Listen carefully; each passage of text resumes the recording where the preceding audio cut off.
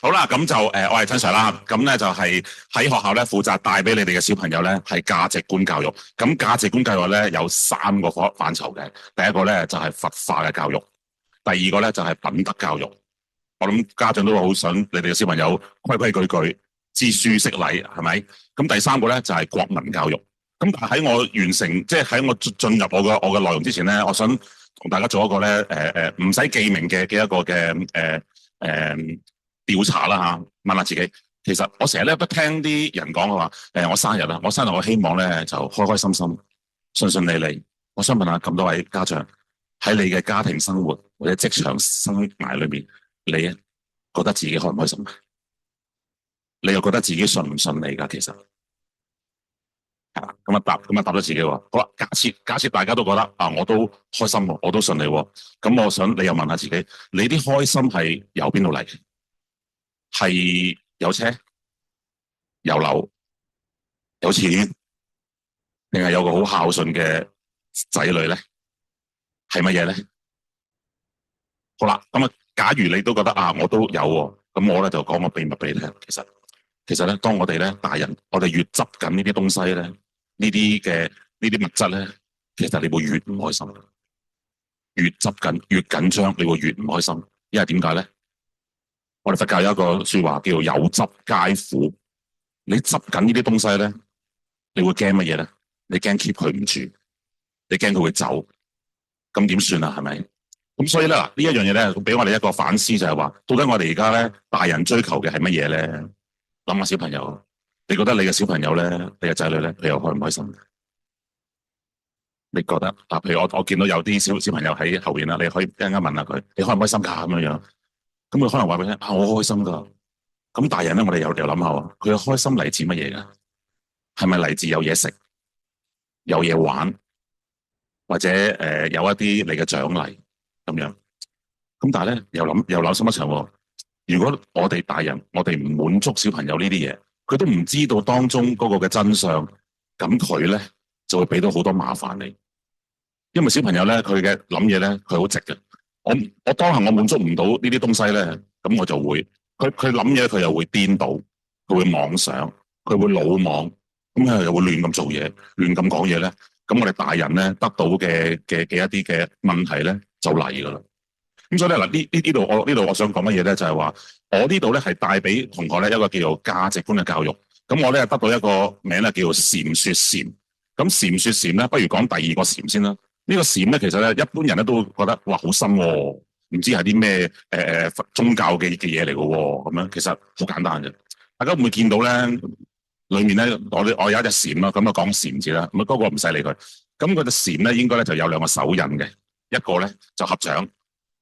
咁合掌係咩概念咧？合掌嘅概念咧，其實就係咧俾人一個嘅有禮貌，同埋咧冇敵意。你試下。你個小朋友如果去合掌咪嘴咁樣笑咁樣對人哋咧，微微咁鞠躬咧，個個都會讚佢乖，個個都會話佢好，係咪啊？即係人與人之間嗰個嘅隔閡啊，嗰個界體係冇嘅。咁第二個手印咧就係呢一個，即係將個拇指啦同埋將個食指咧疊埋。咁呢個咧其實就係一個智慧嘅一個嘅收集，智慧一個修養咁樣。咁頭先我哋所講，小朋友會魯莽啊、顛倒啊、亂咁講嘢。咁其實咧。好多時候咧，生活上都好多問題咧，我哋係需要用智慧去解決。如果你唔用智慧咧，你會亂咁用方法咧，就會撞板啦。好啦，咁睇翻呢個圖畫咯。呢個圖畫裏面咧，我哋會見到咧，咁咧，我哋咧會帶俾同學咧4樣嘢。第一樣嘢咧就係靜心咁去放鬆自己。當佢喺個放鬆嘅狀態裏面咧，佢自然咧就會少咗好多干擾，少咗好多魯莽，少咗好多咧歪念。咁呢個第一樣嘢。咁第二樣嘢咧。就係嗰個正念嘅培養，即係話諗事情唔係淨係諗自己，諗下其他人，諗下個環境，諗下自己已經有嘅嘢，唔去再貪多啲嘅嘢。咁第三樣嘢咧就係呢個嘅情緒管理，佢識得去諗，識得去規劃自己，或者對自己對別人好。咁佢仲會唔會咁樣去發脾氣、發你脾氣？唔買嘢俾我，我就揼地去掠咧？係咪？咁第4樣嘢咧，就係一個內在嘅觀察，經常咧去睇翻自己，檢視翻自己嗰個嘅內心嗰個嘅狀態咁樣。咁所以呢4樣嘢咧，我哋咧都係想咧帶俾小朋友就係話一個平靜、一一個嘅智慧，同埋咧一個咧正向嘅諗法，一個正向嘅價值觀，去檢視翻到底我哋人生係咪淨係要追求好多好多嘅物質咧？我哋使唔使對周邊嘅人好啲咧？使唔使報恩報翻父母嘅對我哋嘅養育之恩，對我哋嘅管教咧？對老師嗰個嘅態度係點咧？我諗呢個各位家長都應該會好同意。咁最後咧就係咧要成為咧自己情緒上嗰一個主人，自己主導自己嘅情緒，唔會亂咁嚟咁樣。好啦，咁頭先講咗第二個禪喎，咁我開翻第一個禪。咁第一個禪係代表乜嘢咧？咁我頭先講啦，咁我嘅帶俾你小朋友係三個範疇啊嘛，係嘛？咁我哋就先睇一隻禪，一隻禪咧，如果佢自己咧去到最高左上角，呢隻禪咧，佢嘅生長咧，其實佢嘅成長咧，其實佢唔使要食好多嘢嘅，唔使食好多好名貴嘅嘢，佢只係咧吸風同埋飲一啲嘅甘露嘅啫，吸風飲露。咁吸風飲露象徵乜嘢咧？象徵一個人咧好知足，同埋我只係要我需要基本生存嘅嘢就夠啦。咁呢一個代表咗一啲咩東西咧？就係代表咗咧一個人咧係佢唔貪心，佢好清廉，佢好廉潔，同埋咧禪咧有個特性咧就係話佢喺高處嗰度咧，佢會自己咧係發出佢嘅叫聲，即係話咧呢個人唔會隨波逐流。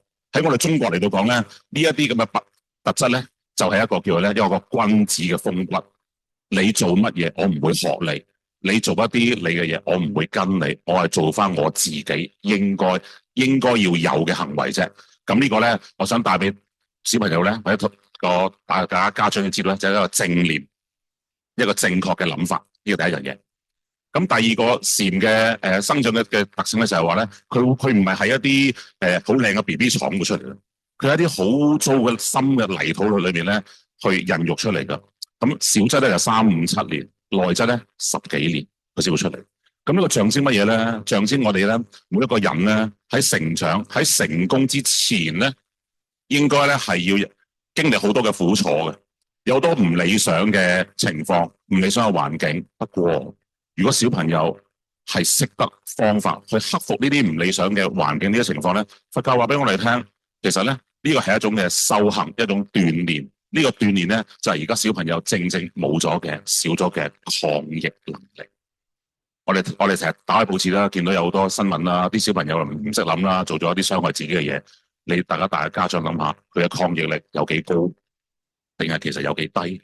到底中間發生咗啲咩事幹咧？好，咁第三樣嘢咧就係咧，係啦，第三樣嘢就係咧，禪咧喺中國文化裏面咧，其實就係代表咩咧？代表一種清廉啦、正直啦咁樣嘅形象，咁即係我哋咧中國人所講嘅一個深厚嘅文化底蘊。我都想我哋嘅小朋友咧係喺呢方面咧有所修養，咁咧就去成日咧去用我哋祖國啊，我哋嘅國家有啲嘅前輩有啲歷史人物嘅一啲咁樣嘅好嘅品德，譬如宋代嘅王安石咯，佢冇收過任何嘅貪款㗎喎。咁呢個咧就係用一啲歷史人物做一個借鏡，我哋都係一個中國人，我哋咧要學習呢啲良好嘅榜樣，咁就係我所謂嘅家國情懷啦。好，後邊咧大家見到有一個圖畫咧就七彩繽紛美麗嘅，呢一個咧就正緊扣咗一樣嘢，就係話我哋佛化教育，咁咧我哋主要咧就會帶俾同學咧一個咧禪修嘅一個嘅生活。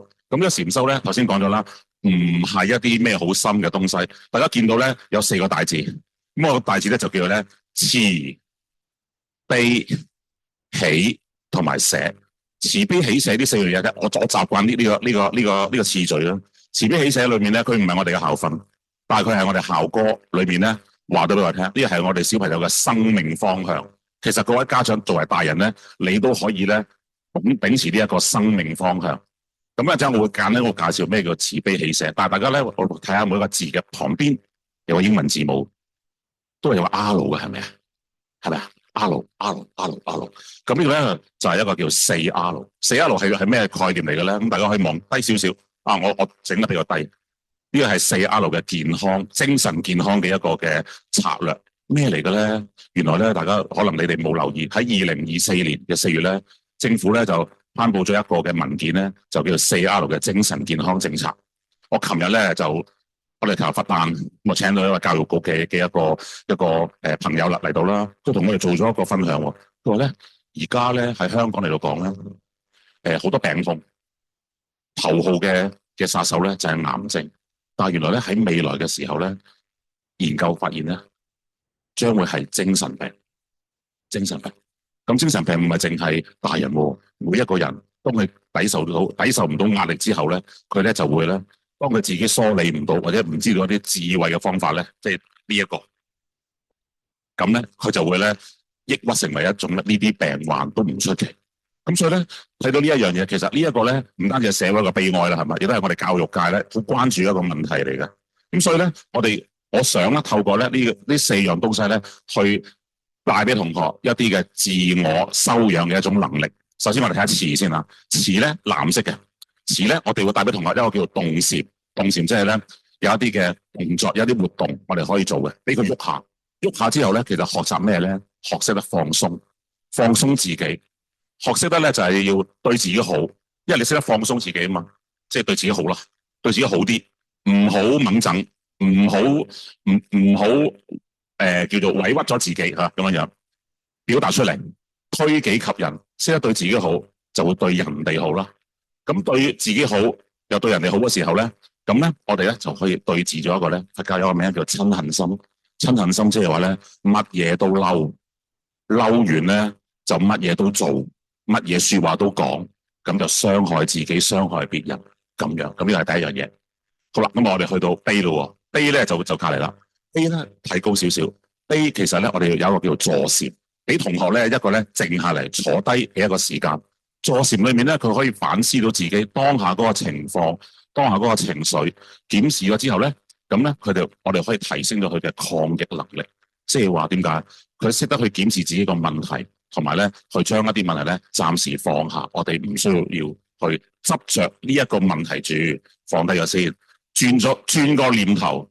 其實一念天堂，一念地獄啫。我成日聽人講，咁呢一個時候，佢識得去梳理自己嗰個情緒咧，咁咧當下嗰一刻嗰個爆發咧就會減低，甚至會止息。咁嘅時候咧，佢就唔會顛倒，唔會魯莽，亂咁做嘢，亂咁做事。呢個就係一個抗逆能力嘅一個推薦啦。相信自己，我只要肯做肯努力啊，我一定可以改變目前而家嗰個問題嗰個困境嘅。亦即係我哋所講嘅一個迷惘、一個迷惑同埋一個嘅迷惘咁樣。好啦，咁起咧，起好重要嘅喎。我諗好多成年人咧都做唔到。嗱，譬如舉一個例，你成功咗一啲事幹，有冇人真係真心埋嚟同你握手恭喜你啊？有冇噶？抑或，你都唔知用咩方法嘅啫，你都唔知耍咩手段嘅啫。你都唔知係咪有啲咩貼士嘅啫？人好多時候都係咁，因為點解咧？好正常啊，自己冇嘛，對比下自己係缺失，別人有，自己冇，自然就會出現咗一種叫防衛機制嚟㗎。咁我哋都要教小朋友咧，呢啲係妒忌心嚟㗎，妒忌心係阻住自己前進。咁所以咧嗱，呢一個就係我哋所講嘅妒忌與偏見。我哋喺個茶禪上高咧，教同學去分享，同學去表達，其實咧都係正正咧修養佢嘅社交能力。咁最後咧就係呢個嘅寫啦，寫咧就係一種我哋用行禪去幫佢做，但係俾佢休息，係啦，係休息，行下停下，休息一下。休息嘅時候咧就係咧令到佢知道咧，凡事唔好勉強，太過辛勞咧，其實你係會出事嘅；太過安逸咧，你哋都會出事嘅。不如一個琴，呢個琴咧，如果你教到佢好緊咧，咁啲音就好尖啦、刺耳；你教到佢好鬆咧，其實就好鈍，唔好聽。啱啱好中間，佛教話俾我哋聽，呢個就係中道，啱啱好辛苦，要停一陣，但係好懶惰，你亦都要咧趕快走起來。咁所以呢一樣咧，就4種嘅方法咧，就係形成咗我哋咧價值觀教育裏面咧嘅一個主要嘅一個核心啦。好啦，咁啊最後啦，咁啊去到慈悲喜捨啦，咁啊歸納咗一樣就係話，就係上高呢幾樣東西啦，正面嘅靜觀、情緒管理、自己察覺自己，同埋呢個叫做心靈嘅培育。咁所以咧，與其話我係價值觀教育嘅一個嘅負責老師，不如咧我同自己講，我係一個培育組嘅老師，係培育你嘅小朋友咧一個咧正向嘅思維同埋待人接物嘅一個方法咁樣，好嘛？咁我今日嘅分享去到呢度，唔該晒。